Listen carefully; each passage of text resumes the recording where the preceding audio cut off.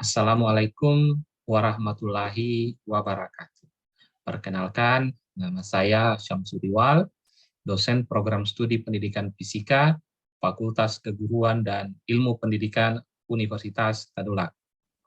Pada kesempatan ini, saya akan menjelaskan salah satu mata kuliah yang saya ampuh, yakni mata kuliah gelombang dan optik dengan metode penyampaian DIA.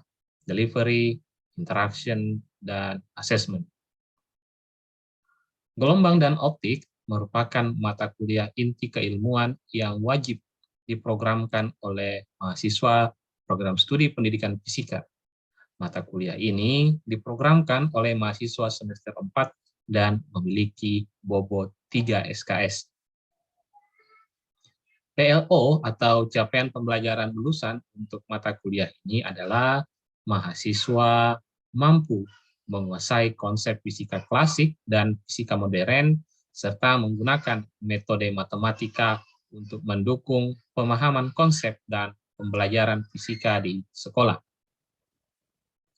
Adapun capaian pembelajaran mata kuliah atau CPMK untuk mata kuliah ini adalah mampu menjelaskan konsep fisika dalam bidang gelombang dan optik melalui sikap ilmiah dan analisis informasi dari berbagai sumber belajar secara bertanggung jawab.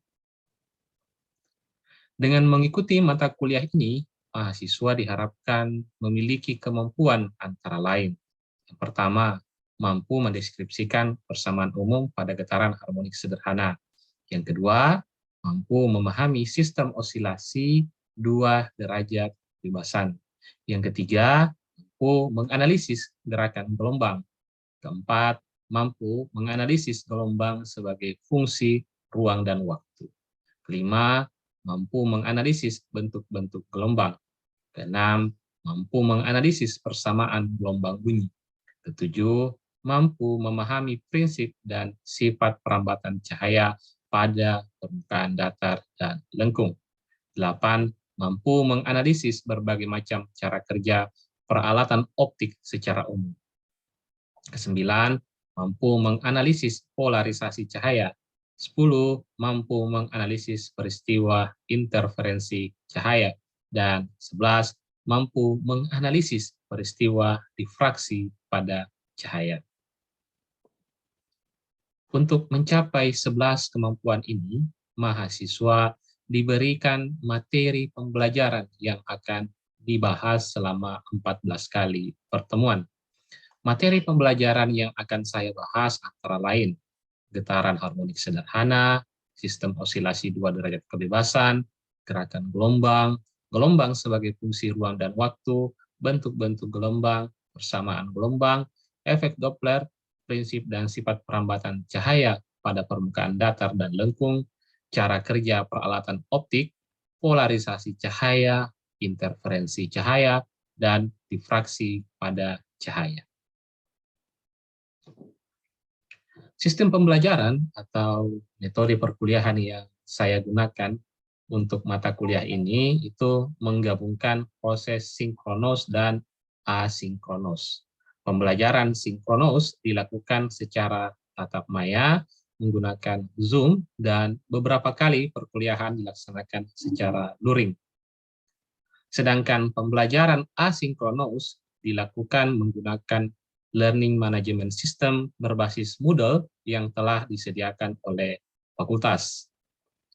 Dalam pembelajaran sinkronus, saya menyampaikan pembelajaran dengan menggunakan beberapa variasi media pembelajaran.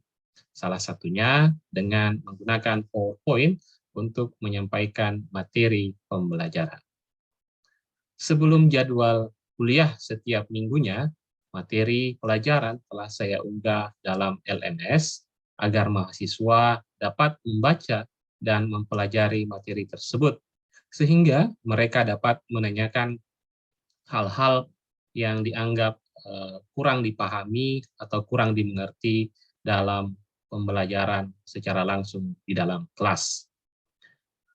Setelah sesi sinkronus, saya akan meminta mahasiswa menyelesaikan kasus-kasus terkait materi yang diajarkan hari tersebut dalam LMS yang dilaksanakan secara asinkron. Dalam setiap proses pembelajaran, saya selalu meminta mahasiswa untuk berpartisipasi aktif, bertanya jika ada hal-hal yang kurang dimengerti atau hal-hal yang ingin dikonfirmasi. Saya juga selalu menunjuk secara acak mahasiswa untuk tampil menyelesaikan latihan-latihan soal yang diberikan. Sedangkan pada proses asinkron di dalam LMS, saya selalu memberikan pertanyaan pemantik untuk menggerakkan mahasiswa dalam berdiskusi menyelesaikan kasus-kasus yang saya ambil. Dalam pertemuan pertama, saya selalu mengawali dengan kontrak kuliah yang disepakati antara saya dengan mahasiswa. Dalam kontrak perkuliahan, saya menjelaskan sistem penilaian dan bobot masing-masing komponen penilaian, sehingga mereka tahu dan dapat menerapkan strategi untuk memperoleh nilai terbaik. Sistem penilaian yang saya sampaikan kepada mahasiswa untuk mata kuliah gelombang dan optik ini terdiri dari beberapa komponen, antara lain, pertama, nilai partisipasi, itu bobotnya 10%, kemudian nilai pemecahan kasus bobotnya 25%, bobot tugas atau penilaian tugas itu 15%, nilai ujian tengah semester dan nilai ujian akhir semester masing-masing 25%. Adapun syarat kelulusan mata kuliah ini adalah persentase kehadiran mahasiswa yang minimal 80%. Kurang dari itu, mahasiswa tidak dapat lulus mata kuliah ini. Ini adalah peraturan yang tertuang dalam Pedoman Akademik Fakultas Keguruan dan Ilmu Pendidikan. Selanjutnya, saya akan memberikan cuplikan pengajaran mata kuliah gelombang dan optik yang dilaksanakan secara sinkronos dengan menggunakan Zoom. Hari ini itu kita akan melanjutkan pertemuan minggu lalu yang membahas terkait dengan gerakan gelombang. Jadi hari ini itu kita akan membahas terkait dengan laju perpindahan energi oleh gelombang sinusoidal pada tali. Itu sub yang pertama, kemudian yang sub yang kedua itu adalah persamaan gelombang linear. Jadi dua sub itu yang akan kita bahas untuk pertemuan di hari Rabu siang ini. Jadi coba perhatikan gambar 8A ini. Ya. Gambar 8A ini. Ketika pulsa ya bertemu dengan benda yang digantungkan, jadi kan pada saat dia bergerak ke kanan, kemudian pada saat sampai di sini di titik simpul dari benda bermassa M, maka benda tersebut akan berpindah ke atas, ya ini ya, mengalami perpindahan ke atas, ya. Dalam prosesnya itu energi dipindahkan ke benda dan tampak sebagai bertambahnya energi potensial gravitasi dari sistem bumi. Jadi di sini terlihat bahwa energi potensial gravitasinya dari sistem bumi benda itu mengalami pertambahan karena mengalami perubahan posisi di mana massanya itu bergerak secara vertikal. Jadi semua elemen memiliki frekuensi sudut omega yang sama dan amplitudo atau A yang sama. Ya, jadi dalam kasus ini bahwa omega dan A-nya itu mempunyai besaran yang sama untuk semua titik. Ya, energi kinetik K dari partikel yang bergerak itu adalah K sama dengan 1/2 massa dikali dengan kecepatan pangkat 2. Jadi ini adalah persamaan umumnya untuk energi kinetik partikel. Nih contohnya, sebuah tali itu mempunyai mu, ya. 5 kali 10 pangkat minus 2 kg per meter mengalami tegangan ya sebesar 10 Newton. Berapa daya yang harus diberikan kepada tali agar menghasilkan gelombang sinusoidal dengan frekuensi 60 Hz dan amplitude 6 cm. Ya. Coba kita cari bersama-sama. Dari persamaan P ini kan, kalau kita ingin mencari apanya ya, dayanya sama dengan apa tadi persamaannya, 1/2 mu kemudian omega pangkat 2 kemudian A pangkat 2 kemudian V ya. Mu-nya ada ya. Omeganya ada enggak? Halo? Halo? Ya, Pak. Iya, Pak. Omeganya ada enggak? Dari soal di atas. Diketahui maksudnya tersurat di dalam soal ini. Tidak ya? Tidak kan? Tidak ada. Nah, kemudian A-nya ada enggak? Ada. Ya? Ada, Pak. Kecepatannya? Belum ada kan? Ya, jadi untuk menghitung daya ya, itu kita harus cari besaran omeganya dan cari besaran kelajuannya. Yang pertama, kita misalnya ingin menghitung berapa kelajuan. Pada pertemuan sebelumnya kita tahu bahwa V itu sama dengan akar dari apa? Akar dari T per apa? Mu ya. Di sini T-nya adalah tegangannya. Ya. Berarti sama dengan akar dari 80. Mu-nya adalah 5 kali 10 pangkat minus 2. Ini hasilnya berapa?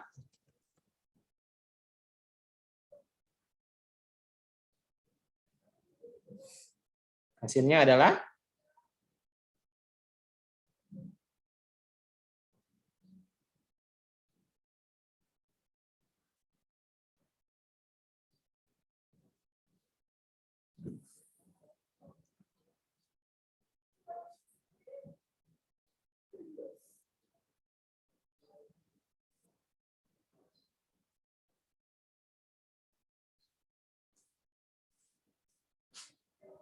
nah, berapa yang didapat?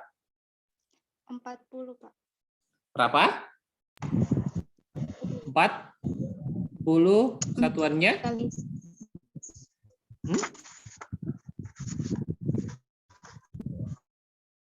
40 ya? 40 meter per second. Kalau ada jawaban lain, silakan. Kemudian, untuk mencari omeganya misalnya. Apa persamaannya omega? Omega sama dengan 2V kali frekuensi. Frekuensinya ada ya? 2 kali 3,14 kali 60 itu hasilnya berapa?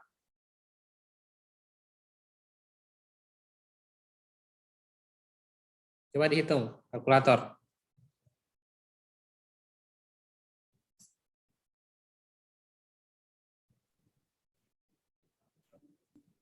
Pak.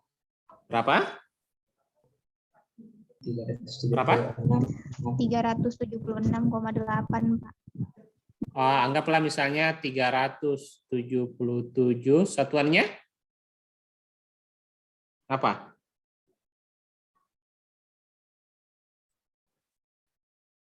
Second minus 1 ya.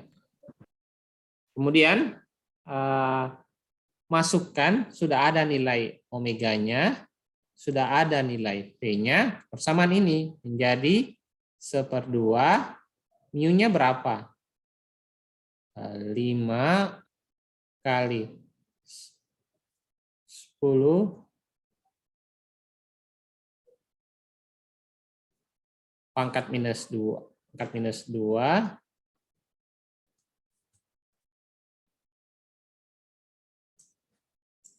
ya. Kemudian omeganya 370, bukan 3,77 ya, 377 kali pangkat 2, kemudian A-nya berapa tadi? 6 ya, atau 6 kali 10 pangkat minus 2 ya, kan dijadikan meter pangkat 2 dikali dengan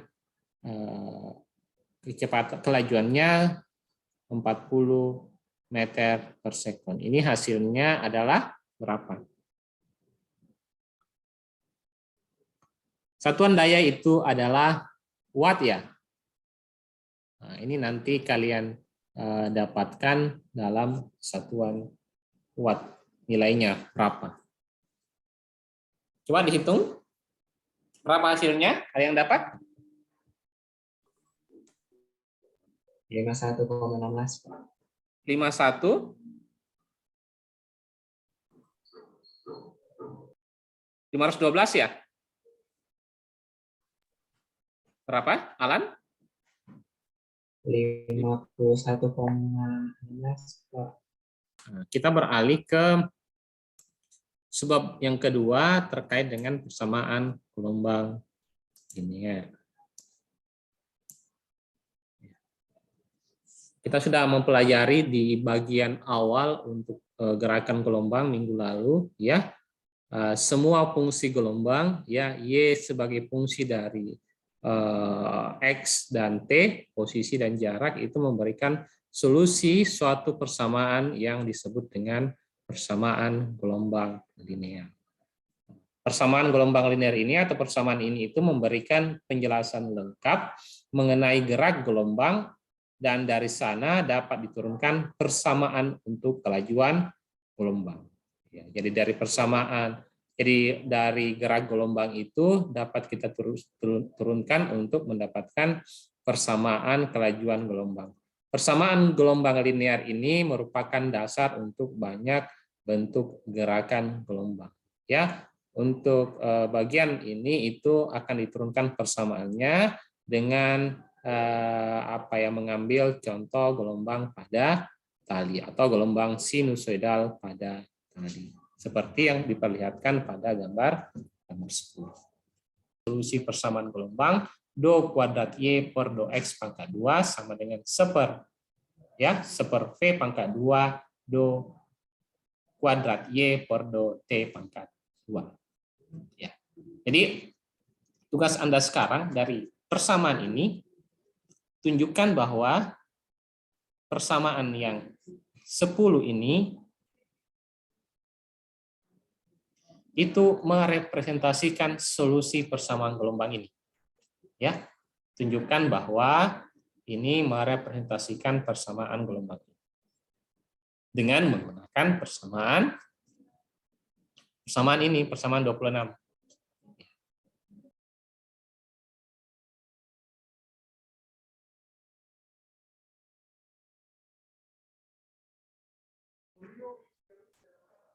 Oke, gimana? Ada yang bisa? Sudah ada yang dapat?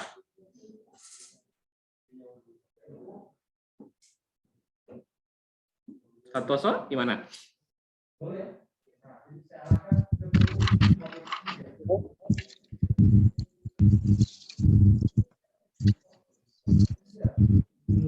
Saya Pak untuk apa? Cari turunan antara, pertama kan turunan yang pasti itu Pak.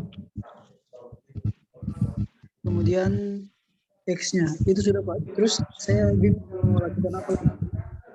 Oke, apa? Kalau memang belum ada, saya jelaskan ya. Ya, jadi Nih, ya. Jadi tadi kan sudah kita turunkan terhadap X ya, variabel X-nya, dan kita dapatkan ini ya, minus K pangkat 2A sin KX kurang Omega T. Bagaimana fungsi Y ini ya kita turunkan terhadap T. Ya, kalau kita turunkan terhadap T, itu kan diturunkan pertama ini ya.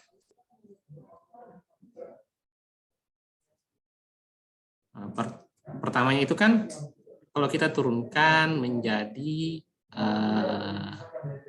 omega ya, ini kan T-nya omega A sin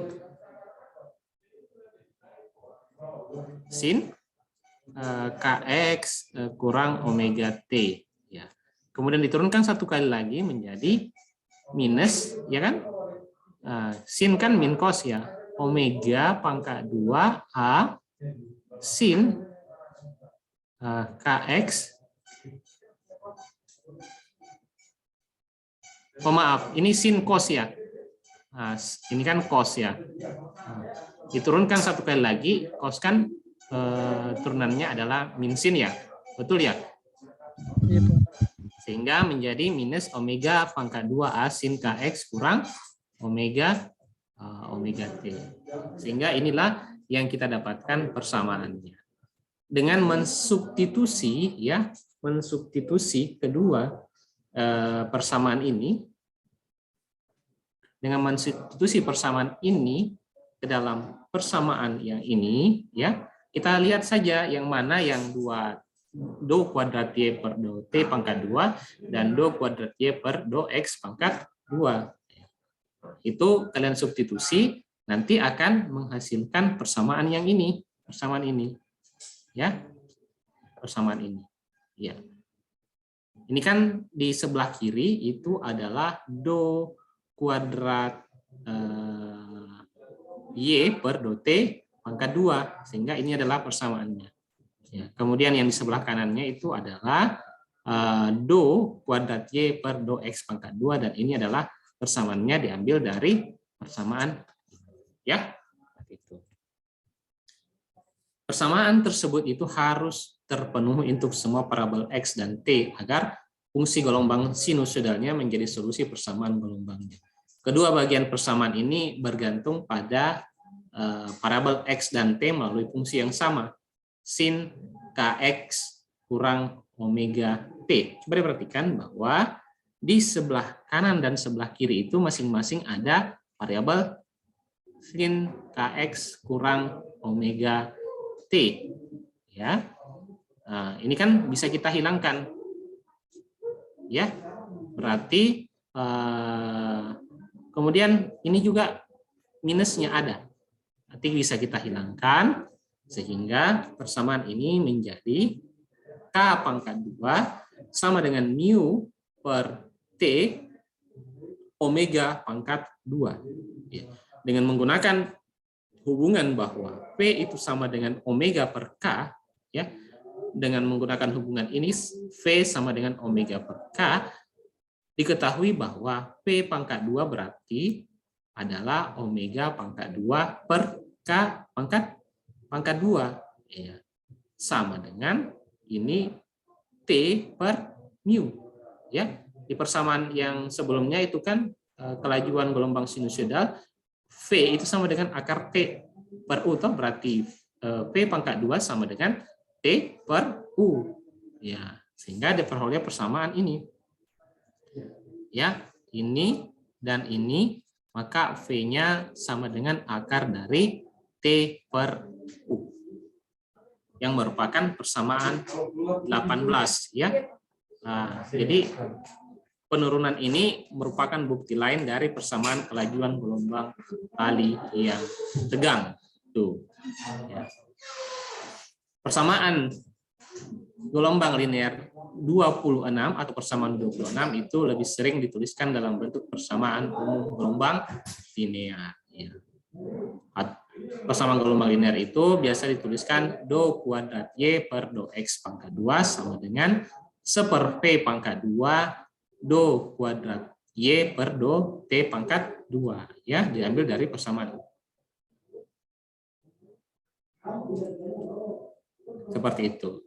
Ya, itu persamaan 26 ini. Ini kan ada yang membedakan itu adalah ini. Nah, yang membedakan itu adalah persamaan mu per T. Ya. Mu per T itu bisa kita tuliskan menjadi seperti ini. Ini kan mu per T ya. P pangkat 2 itu kan sama dengan T per mu. Ya. Kalau mu per T itu sama dengan V pangkat 2. Sehingga dari persamaan inilah kita ganti persamaan 26 itu menjadi persamaan 27. Ya. Persamaan tersebut itu berlaku secara umum untuk berbagai jenis gelombang. Jadi persamaan 27 ini berlaku secara umum untuk berbagai jenis gelombang ya, gelombang yang berjalan. Untuk gelombang tali, Y itu melambangkan posisi vertikal elemen tali. Untuk gelombang suara, Y itu melambangkan posisi longitudinal elemen udara dari titik keseimbangan, variasi dalam tekanan, ataupun kerapatan gas di mana gelombang udara merampat. Ya. Dalam kasus gelombang elektromagnetik, Y itu melambangkan komponen medan listrik ataupun medan magnet. Ya, jadi kalau Anda membahas nanti gelombang-gelombang selain gelombang pada tali, maka persamaan gelombang linear itu juga berlaku untuk persamaan gelombang pada gelombang bunyi, gelombang elektromagnetik maupun gelombang-gelombang yang lain. Ya, jadi seperti itu. Bagaimana penurunan dari persamaan gelombang pada tali menjadi persamaan umum gelombang linear atau gelombang berjalan. Seperti itu. Ada pertanyaan sampai di sini?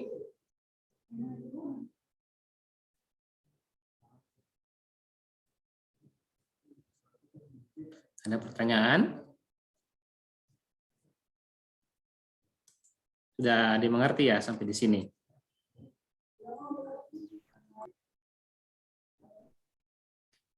Ya, jadi tugasnya itu Anda menulis kembali jawaban dari nomor 1 sampai dengan nomor 3 plus tadi yang membuktikan persamaan. Silakan buktikan untuk mencari energi potensial untuk panjang gelombang tertentu ini. Silakan dibuktikan. Itu nanti silakan diunggah ke dalam LMS-nya. Oke, saya kira untuk pertemuan kita pada hari ini cukup ya. Silakan dikerjakan tugasnya. Kita bertemu kembali minggu depan. Itulah tadi cuplikan cara saya mengajar kepada mahasiswa untuk mata kuliah gelombang dan optik. Terima kasih. Assalamualaikum warahmatullahi wabarakatuh.